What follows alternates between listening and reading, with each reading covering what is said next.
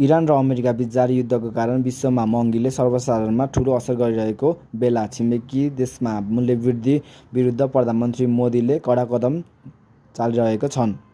नेपालमा पेट्रोल ग्यासको मूल्य लगातार उकालो लागेर यसको कारण विश्वमा भइरहेको युद्ध बताए पनि कालोबजारी मूल्यवृद्धिप्रति कसैको ध्यान गइरहेको छैन।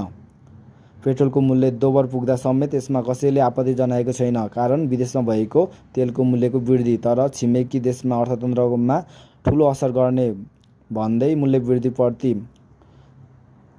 मूल्यवृद्धि हुन नदिन मोदीले आफै सक्रिय भइरहेका छन्।